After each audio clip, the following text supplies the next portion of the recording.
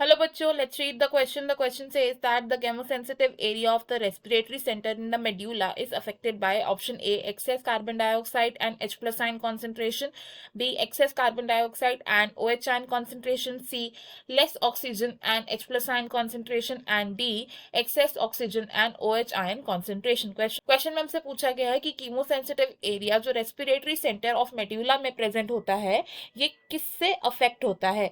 तो इस क्वेश्चन में हमारा जो की कॉन्सेप्ट यूज होगा that will be regulation of respiration. Regulation of respiration is the key concept used in this question. Regulation of respiration करता कौन है? It is done by the neural system. Medulla region of brain में in the medulla region of brain क्या present होता है? एक respiratory rhythm centre होता है जो रेगुलेशन करता है रेस्पिरेशन प्रोसेस की। मेड्यूला में प्रेजेंट होता है एक रेस्पिरेटरी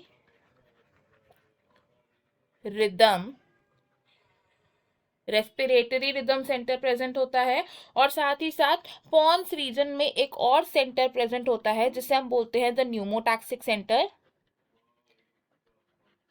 न्यूमोटैक्सिक सेंटर प्रेजेंट होता है in the pons region of the brain, and in turn pneumotaxic centre क्या करता है? ये रेस्पिरेटरी रिदम सेंटर के फंक्शंस को मॉडरेट करता है। न्यूरल सिग्नल्स आता है फ्रॉम द न्यूमोटैक्सिक सेंटर, एक न्यूरल सिग्नल्स आएगा फ्रॉम द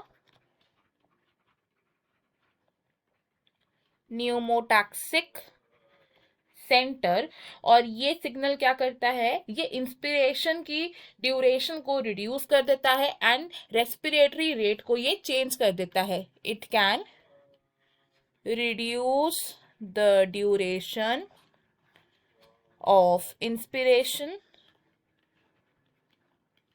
और साथ ही साथ ये क्या करता है? It can alter the rate of respiration also. अब रेस्पिरेटरी रिदम सेंटर के एडजेसेंट प्रेजेंट होता है, adjacent to respiratory rhythm centre क्या प्रेजेंट होता है?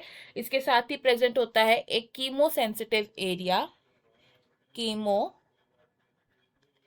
सेंसिटिव एरिया प्रेजेंट होता है, और ये जो कीमोसेंसिटिव एरिया है इट इज हाईली सेंसिटिव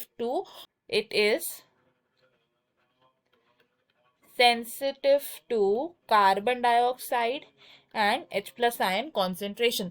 जब भी carbon dioxide and H plus ion की कॉन्सेंट्रेशन एक्सेस में प्रेजेंट होती है, यानी कि ज्यादा प्रेजेंट होते हैं, तो ये सेंटर एक्टिवेट हो जाता है एंड रेस्पिरेटरी रिदम सेंटर को ये सिग्नल सेंड करता है जिससे कि excess of carbon dioxide and hydrogen ions का एलिमिनेशन हो पाए। तो अगर हम अपने ऑप्शंस देखें तो केमोसेंसिटिव एरिया किससे अफेक्ट होता है? It is affected by access of carbon dioxide and hydrogen ion concentration.